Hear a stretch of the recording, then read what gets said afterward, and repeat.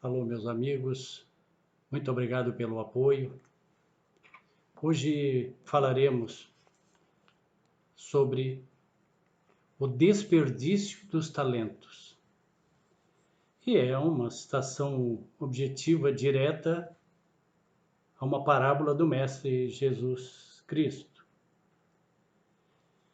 que diz em Mateus: a um deu 5 talentos, ao outro 2 e ao outro 1, a cada um segundo sua própria capacidade. E então partiu. Bem, isso é parte de uma parábola de Jesus transcrita por Mateus. O professor da Unicamp, já falecido, ilustre professor Rubem Alves, fez uma parábola da parábola. Então, segundo ele, a parábola mais fácil de entender, tudo mais, seria mais ou menos assim. Um homem tinha vastas propriedades. Os jardins ocupavam o seu pensamento o tempo todo e ele repetia sem cessar: o mundo inteiro ainda se transformará num jardim, belo, perfumado e pacífico, num lugar de felicidade. Ele tinha jardins de todos os tipos, que davam muito trabalho, mas a alegria era grande. O verde das folhas, o colorido das flores, os pássaros, as borboletas, os insetos, as fontes, as frutas, a beleza das formas e o perfume. Contratou 3 novos jardineiros a quem anunciou: vou viajar por um tempo longo. E disse: a você, Paulo, um deles, entrego o cuidado do jardim japonês. Cuide bem das cerejeiras, veja que os peixes estejam sempre bem alimentados. A você, Hermógenes, entrego o cuidado do jardim inglês, com toda a sua exuberância de flores espalhadas pelas rochas. E a você, Boanerges, entrego o cuidado do jardim mineiro, com romãs, hortelãs e jasmins. Ditas essas palavras, partiu. Paulo e Hermógenes trabalharam muito e com alegria, mas Boanerges, quando viu o jardim mineiro, disse: cuidar de jardins não é comigo, é demasiado trabalho. Trancou então o jardim com um cadeado e abandonou-o. Passados muitos dias, voltou o Senhor, ansioso por ver os progressos. Paulo, feliz, mostrou-lhe o jardim japonês, que estava muito mais bonito do que quando o recebera. Hermógenes mostrou-lhe o jardim inglês, repleto de cores e flores. O senhor do jardim ficou muito feliz e sorriu. Foi a vez de Boanerges. Ah, Senhor, preciso confessar, eu menti quando me contratou. Não sou jardineiro. Os jardins dão-me medo. Tenho medo das plantas, dos espinhos, das lagartas, das aranhas. As minhas mãos são delicadas, não são próprias para mexer na terra, essa coisa suja. Mas o que me assusta mesmo é o fato de as plantas estarem sempre a transformar-se. Crescem, florescem, perdem as folhas. E continuou Boanerges: cuidar delas é uma trabalheira sem fim. Por mim, todas as plantas e flores seriam de plástico, e a terra estaria coberta com cimento, pedras e cerâmica, para evitar a sujeira. As pedras dão-me tranquilidade. Elas não se mexem. Ficam onde são colocadas. Como é fácil lavá-las com esguichos e vassoura. Eu não cuidei do jardim, mas tranquei-o com um cadeado para que não o invadisse. E com essas palavras entregou ao senhor dos jardins a chave do cadeado, muito triste, disse: esse jardim está perdido. deverá ser todo refeito. Paulo e Hermógenes, vocês ficam encarregados de cuidar também deste jardim. Quem já tinha jardins ficará com mais jardins. E continua o Senhor: e quanto a você, Boanerges, respeito o seu desejo.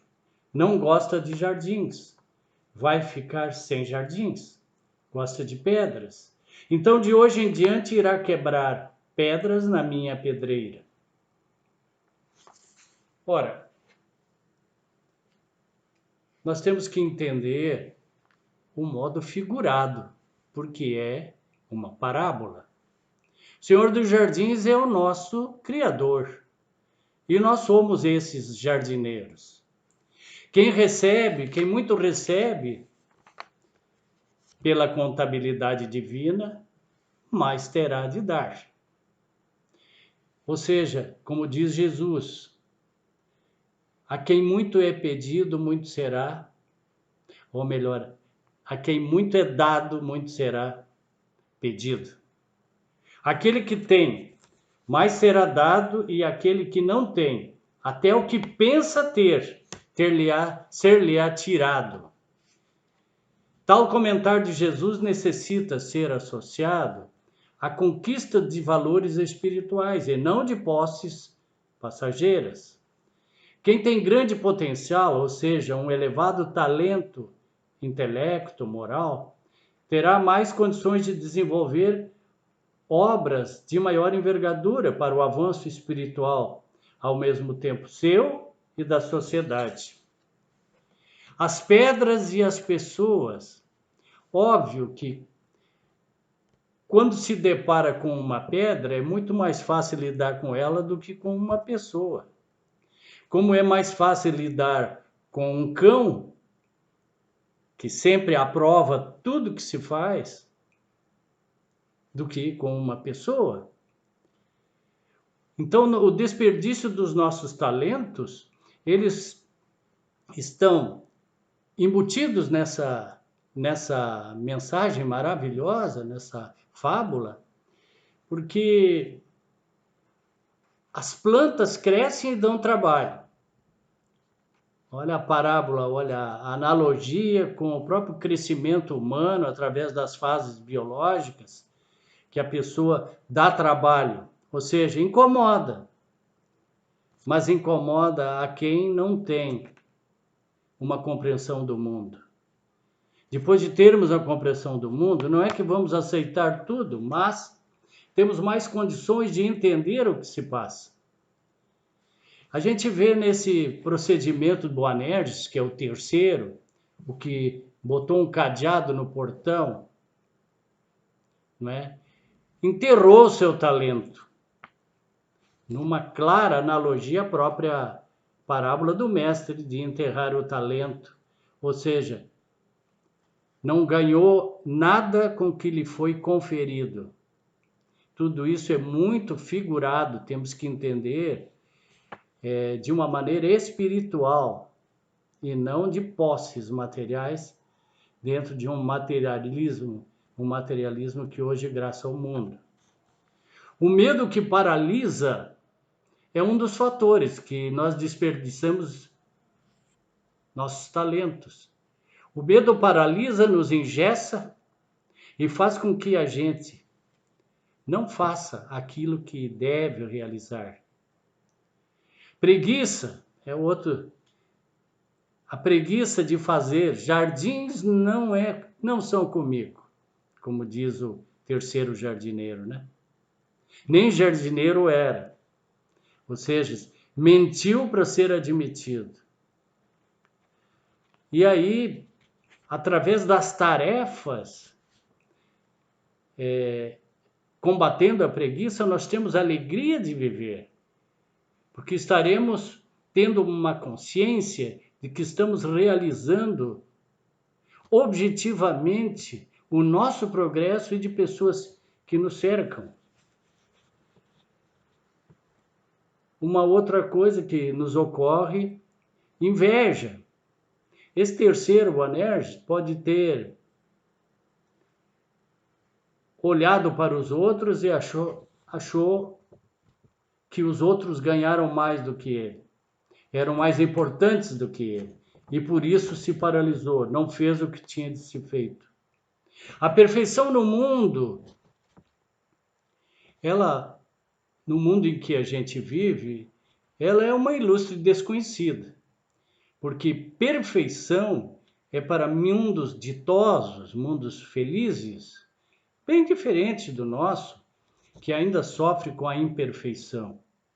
A imperfeição moral nos leva à infelicidade. E o desperdício dos nossos talentos faz com que nós deixamos de realizar aquilo que é mais importante na gente. Nos aprofundar nos diversos estágios da nossa vida, dentro das nossas condições pessoais, sociais, e ver aquilo que nós podemos realizar em prol das outras pessoas.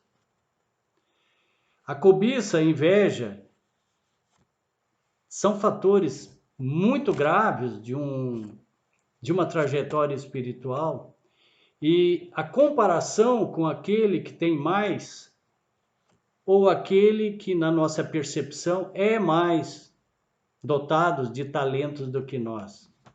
Nós nos enrijecemos, nós paralisamos por uma série de coisas que vimos, raiva, medo, acha que foi injustiçado, vitimismo, e ingressamos num mundo, muitas vezes até sem volta nessa experiência desse momento, num campo ilusório e que não nos trazem só decepção, porque está ancorado num materialismo consumista e que não nos traz satisfação, nos traz alegrias efêmeras, fugidias, e que logo vem de novo aquela sensação de estar faltando algo.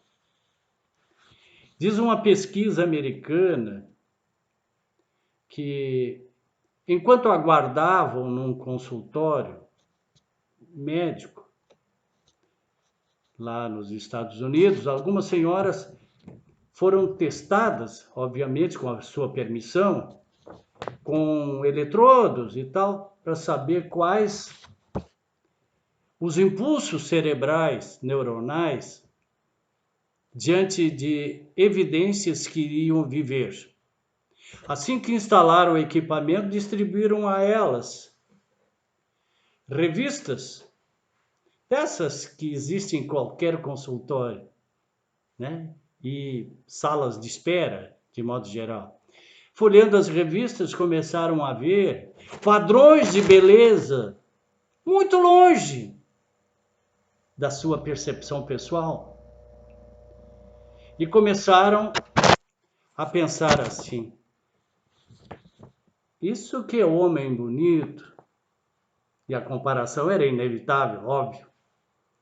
Isso que é casa linda, olha só que carro, tudo lindo, maravilhoso, e eu não tenho isso. Dizem as pesquisas, 19 minutos, não sei quantas eram, imagino umas 8 ou 10, todas estavam em estado depressivo, todas sem exceção. Então vejam o apelo do materialismo, do consumismo para as pessoas que têm dificuldade de se colocar nesse mundo e que trafegam nesse mundo sem ter a mínima ideia de quem é. Os talentos que nós temos, eles são muitas vezes sufocados. E sufocados como? Por nós próprios, por preconceitos, por dificuldades de toda ordem que nos deveriam impulsionar para a frente. E nos travam, nos engessam. E caímos no vitimismo. A figura da vítima, num processo assim, é muito cômoda. Afinal, alguém que se julga vítima vai dizer: não preciso fazer nada, não vai dar certo mesmo. Está todo mundo contra mim, o mundo é contra mim. E, na verdade, é essa pessoa que é contra ela própria. Para nos dar um avanço mais rápido na nossa vida, temos que buscar o novo, a novidade, dentro das congruências que trazem a espiritualidade traz. Buscar o novo, a juventude pode ser permanente e independente da idade biológica, porque tudo é um processo. Há muitos jovens que já são velhos e há muitos idosos que são jovens, porque pensam de uma maneira mais aberta, entendendo o mundo com mais facilidade.